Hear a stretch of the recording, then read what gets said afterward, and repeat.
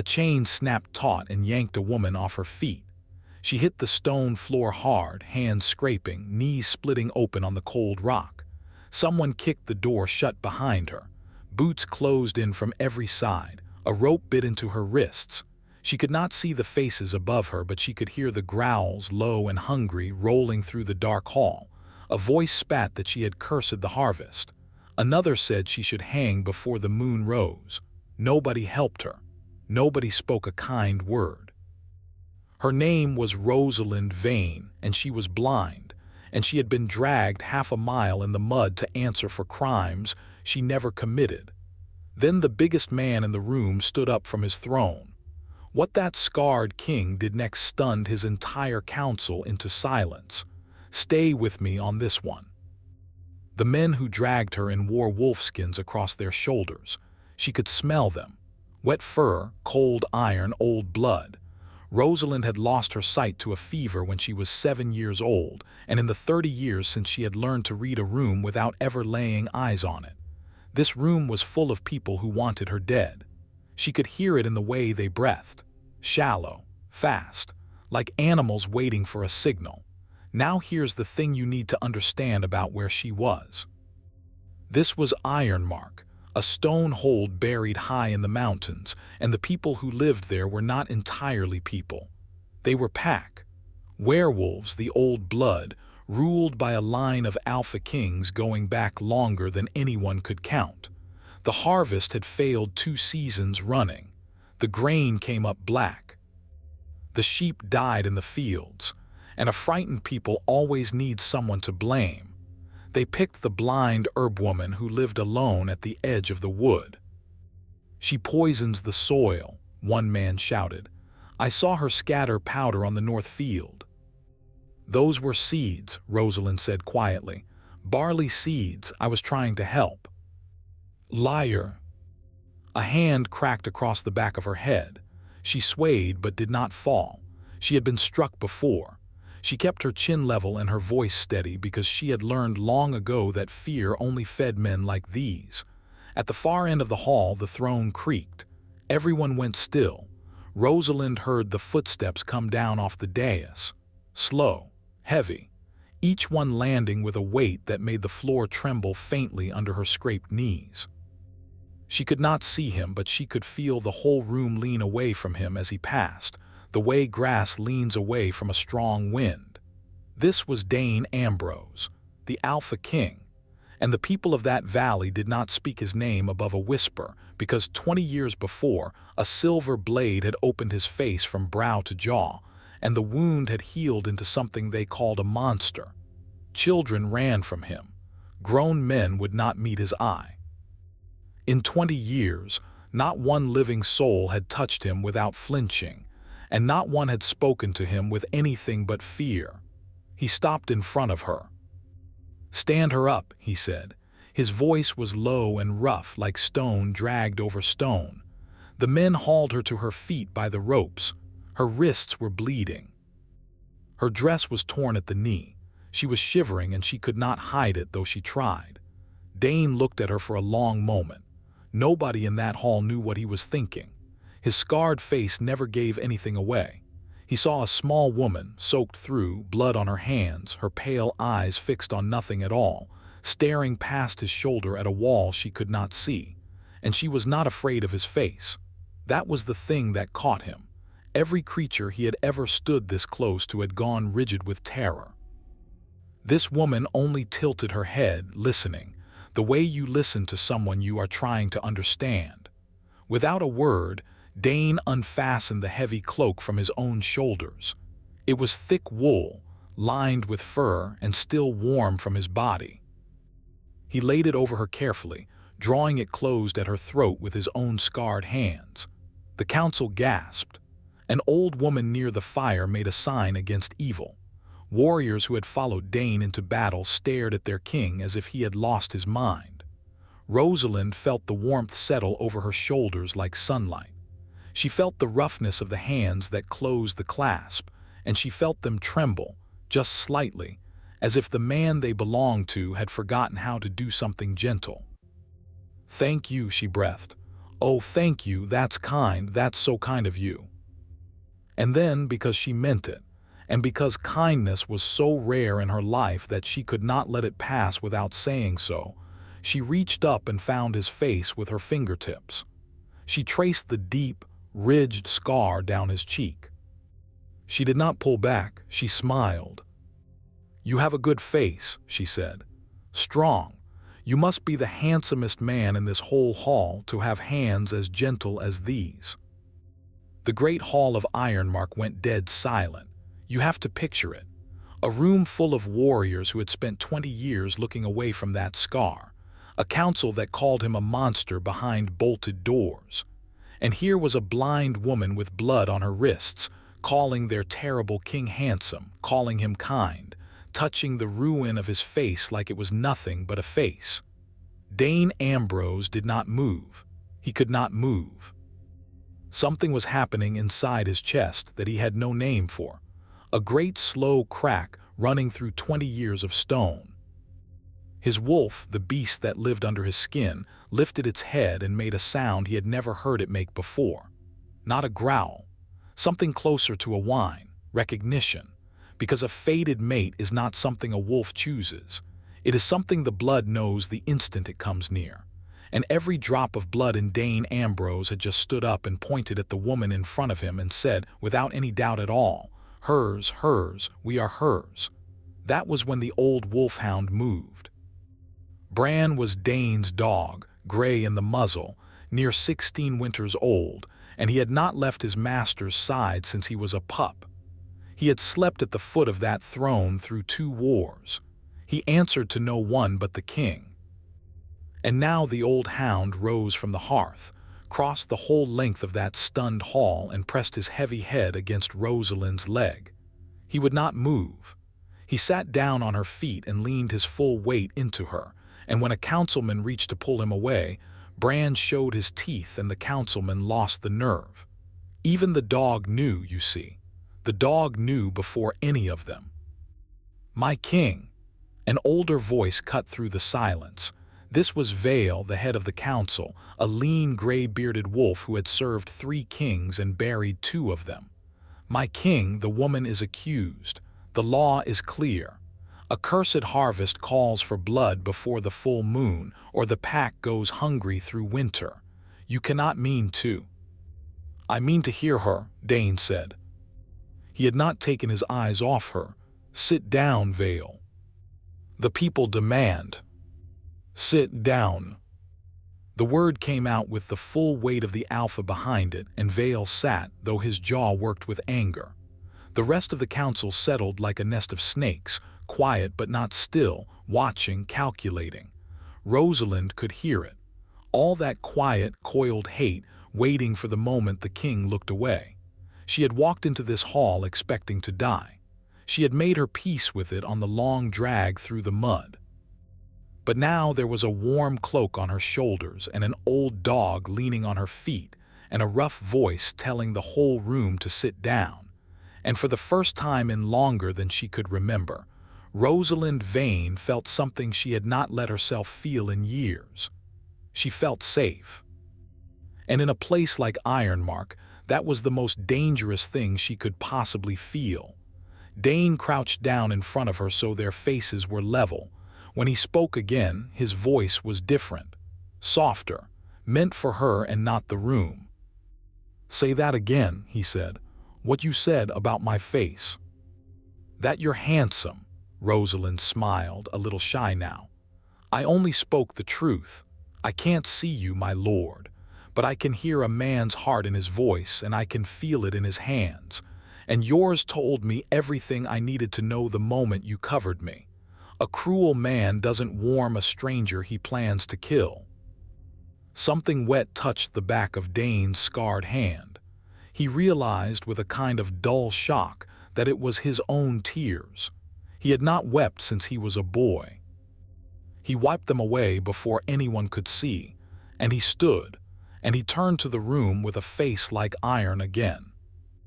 "The woman stays," he announced, "under my protection, until I have looked into these charges myself. Anyone who touches her answers to me." He had them take the ropes off her wrists. He had a girl bring her bread and hot broth and clean cloth for her hands.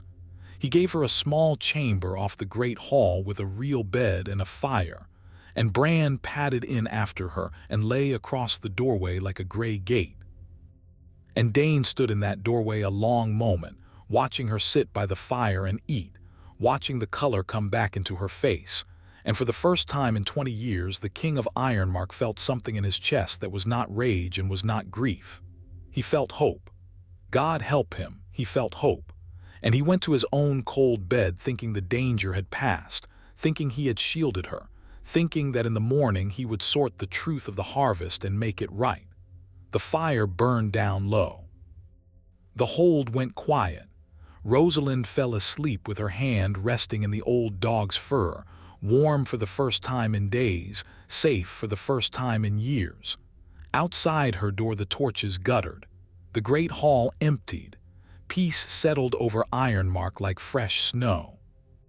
It would not last the night.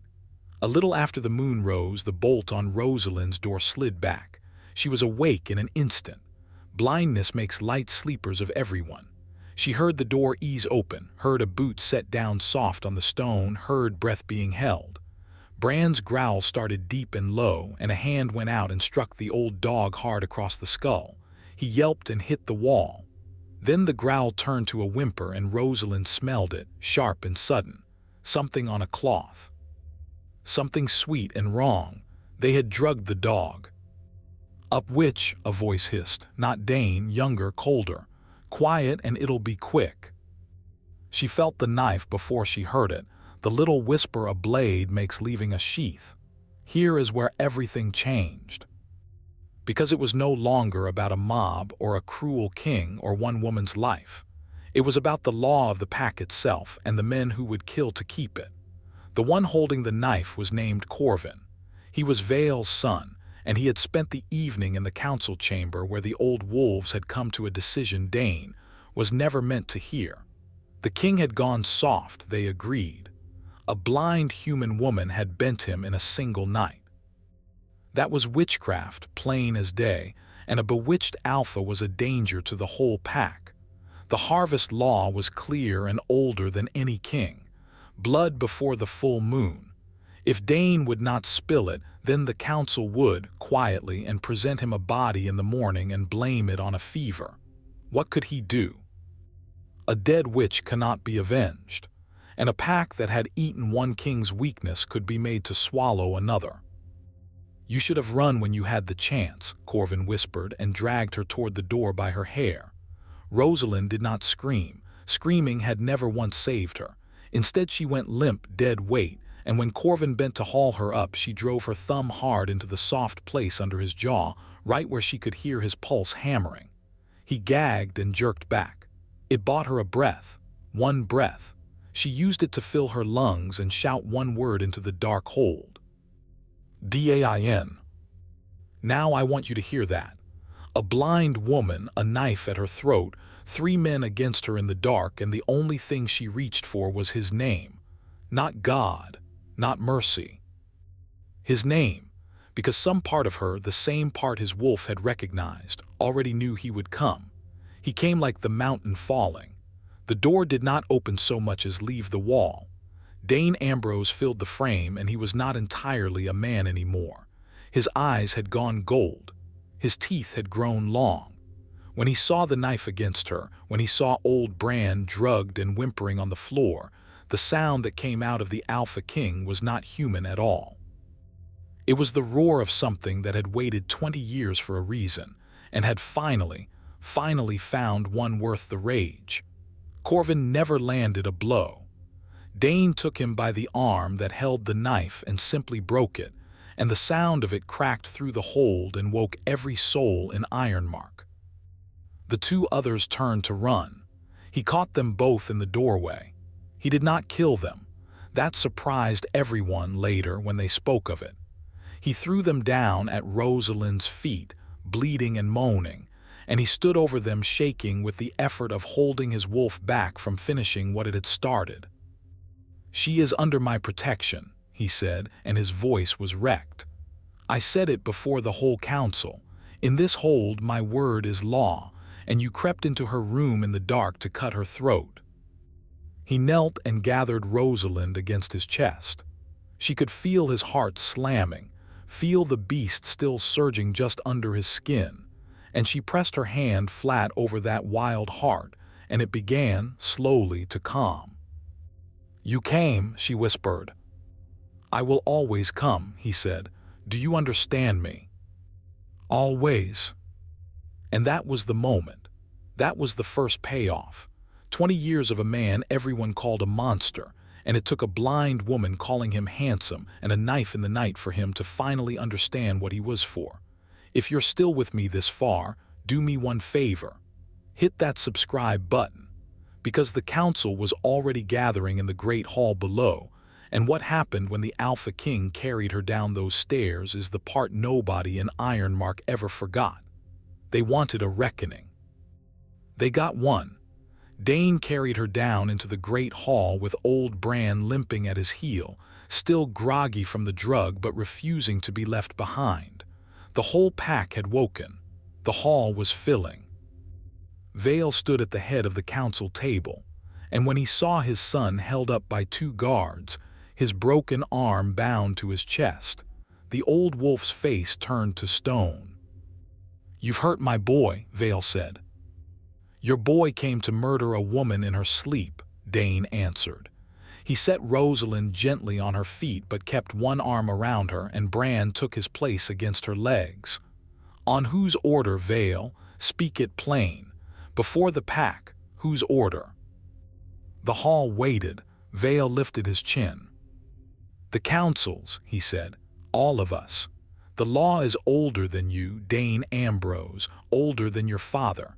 A cursed harvest is paid in blood before the full moon or the whole pack starves. You have gone soft over a human, a blind human who wormed her way into your heart in a single night. That is not love, my king. That is witchcraft, and we all see it, and we will not die of hunger because a witch smiled at you." A murmur ran through the pack. Fear does that. Fear spreads faster than truth ever could, and half that hall was already nodding, already hungry for the simple comfort of someone to blame. Dane felt it turning against him. He had felt this exact thing his whole life, this room full of eyes sliding away from him, this current of dread and disgust. Any other night he would have let it wash over him like always. Cold. Alone. The monster on the throne, but not tonight. Tonight there was a small, warm hand in his, and an old dog at his side who had chosen her, and a wolf in his blood howling one word over and over. So Dane Ambrose did the thing the title promised you. He crossed to the great doors of the hall, the ancient iron-banded doors that had stood since the first king, and he drove the enormous bolt home with a crash that shook dust from the rafters. He locked them all inside with him. No one in. No one out. Whatever was decided here would be decided here tonight, with everyone bearing witness. He turned. His eyes were gold again. And he threw back his head, and he roared a single word, until it rang off every stone in that mountain hold. Mind. The pack went to its knees. They could not help it. When an alpha claims, the blood of every wolf beneath him answers whether they will it or not, and the power that came off Dane Ambrose in that moment drove even Vale down onto the cold floor. Only Rosalind stayed standing, because she was human, and because he was holding her up, and because his claim was not a chain thrown over her but a shield thrown around her. "This woman is my fated mate," Dane said into the ringing silence. "Do you hear me? Fated. The blood knows. The wolf knows. My own hound knew her before I did." He pointed at Bran. "That dog has snarled at every soul who ever came near my throne for 16 years. He lay down at her feet inside a breath. Is that witchcraft, Vale? Or is it the one true thing this cold hold has seen in 20 years? Fated bonds are stories," Vale spat, but his voice shook now. "Told to children." "Then let the moon decide," Dane said. And that stopped the whole room because there is no higher law among the old blood. A challenge under the full moon, mate against accuser, and whatever the moon blesses stands as truth forever. If Rosalind were truly his fated one, the bond would show when the moonlight touched them. If she were a witch, it would show that instead. Vale could not refuse it. To refuse the moon in front of the whole pack would brand him a coward and a liar both. So be it, the old wolf said through his teeth. The moon. But if the bond does not show, king, you give her up, to the law, to the blade, and you take back your throne clean or you lose it too. Agreed. They unbarred the high shutters. The full moon poured down through the great window at the hall's end, cold and white in total, and it fell across the stone floor in a long silver road. Dane led Rosalind into the center of it. He stood behind her and wrapped both scarred arms around her and pressed his marked cheek against her hair, and he waited, and the whole pack held its breath. For a moment nothing happened. Vale began to smile. Then the light found them. Where the moonlight touched Dane's arms around her, the old silver scar on his face began to glow, not with witchlight but with the deep, warm gold of a true bond answering its match. The mark of the mate rose on Rosalind's skin at the same instant, spreading up from her collarbone in lines of pale fire, the twin of the crest that every Alpha's chosen had carried since the first king took the first queen. The two lights reached for each other. They met. And the whole silver road blazed up gold from end to end, so bright that wolves shielded their eyes, so bright it lit the rafters and threw the shape of a man and a woman huge across the far wall, joined, unbreakable, chosen. It was true. Every soul in that hall saw it with their own eyes. It was true. Rosalind gasped because she felt it too, the bond snapping into place inside her chest like a key finding a lock she had never known was there. For the first time in her whole dark life she felt not alone. She felt him, the great steady weight of him, the grief and the loneliness and the 20 cold years, and underneath it all a tenderness so vast it made her weep. "Oh," she breathed, "oh, there you are." "Here I am," Dane said against her hair. "Here I am." Vale made one last move. Desperate men always do. He lunged for the fallen knife on the floor, meaning to end it before the moon could, meaning to spill her blood and force the law. But he never reached her. Bran, old drugged Bran, threw his gray body into the councilman's path and clamped his jaws on the man's arm, and the guards who a moment ago had knelt to Dane's claim now seized their own council head and dragged him down. The pack had seen the moon speak. And a pack that has seen the moon speak does not go back into the dark. "Enough," Dane said. He did not even raise his voice. He did not need to any more. "Vale, you sent your own son to cut the throat of your king's fated mate. There is no law that forgives that, not the harvest law, not any law." He looked at the broken old wolf a long moment, and where the pack expected a killing blow, they saw something they had never seen from that scarred face. They saw pity. "You will leave Ironmark by dawn, you and your son both, alive. Because she would want it, and I find I cannot refuse her anything. Go and live, Vale. Live long enough to understand what you nearly threw away." And that mercy, more than any roar, more than the moon itself, was the thing that finally turned the whole pack's heart. Because they had feared a monster for 20 years, and here at the end of the longest night any of them could remember, the monster had the throat of his enemy under his hand and chose to let him walk away. That is not what a monster does. That is what a king does, a true one.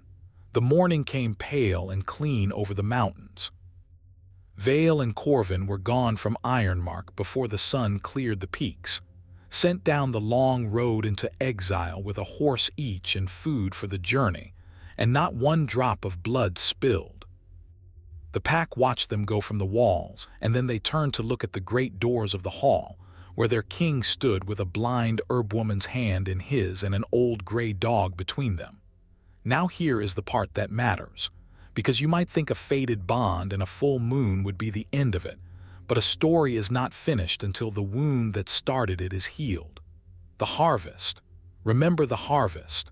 That was the whole reason they had dragged her through the mud in the first place. Rosalind asked to be taken to the North Field, the one they said she had cursed. Dane carried her there himself. She knelt in the black soil, and she crumbled it in her fingers, and she smelled it, and she tasted it, because a woman who cannot see learns the world through every other door. And she found the truth in a single afternoon that the whole pack had missed for 2 starving years. "There's no curse here," she said. "There's poison, but not mine. Smell it, copper, rot." She traced the dead ground with her hands, following it, until she reached the little stream that fed the fields from the high mountain. "It comes from up there. Something is fouling the water at the source, a dead thing or bad ore broken open. The water carries it down and it kills the grain and the sheep drink it and die. It has nothing to do with witches, my lord. It never did. It's the water." They went up the mountain and they found it just as she said. A seam of poisoned rock had cracked open in a rockfall the spring before, right where the stream was born, and it had been bleeding its filth into the water ever since. 2 starving years, 1 blamed woman nearly dead, and the answer was a broken rock a blind herbwoman found by taste and touch in a single afternoon. The pack dug a new channel. They walled off the poison. And by the next planting the North Field came up green and thick and gold, the best harvest Ironmark had seen in a generation, and every soul in that valley knew exactly who to thank. The woman they had dragged through the mud to hang. The woman their king had covered with his own cloak. They made her their queen at the turning of the year, not because she was Dane's mate, though she was, but because she had fed them when they meant to kill her, and there is no greater claim on a people's loyalty than that. She never did get her sight back. She did not want it in the end. She used to say she was glad of her blindness, because it meant she had loved Dane Ambrose for his heart before she ever knew the world called his face a ruin, and no one could ever tell her she had been fooled by a handsome man. She had chosen the man inside, the wolf, the gentle hands and the rough voice and the tears he thought she could not feel on the back of his hand. As for Dane, the children of Ironmark stopped running from him. That was the strangest thing of all to the old warriors, watching it happen. Little ones would tug at the king's scarred hand and beg him to lift them to see over the walls, and he would, that terrible face breaking into a smile that no one in 20 years had thought it could make. His queen had unlocked it. She, who could not see it at all. Old Bran lived 1 more winter. He died in his sleep at the foot of their bed, gray muzzle resting on Rosalind's slipper, the way he had chosen her that first mad night in the hall. They buried him under the North Field he had helped save, in the green grass, in the good soil, and Dane wept openly for him in front of the whole pack, and no one thought him weak for it. Not anymore. They understood by then that it takes a strong man to be gentle in a hard world. And sometimes, on cold nights, Rosalind would reach up in the dark and find her husband's face with her fingertips, and trace the deep scar down his cheek the way she had that very first night. And she would say the same thing she said when she thought it might be the last kind word she ever spoke. The handsomest man in the whole hall. And every time, that great scarred king, who had gone 20 years without one soft word, would turn his face into her palm and hold it there, and he would believe her. That was the miracle of it.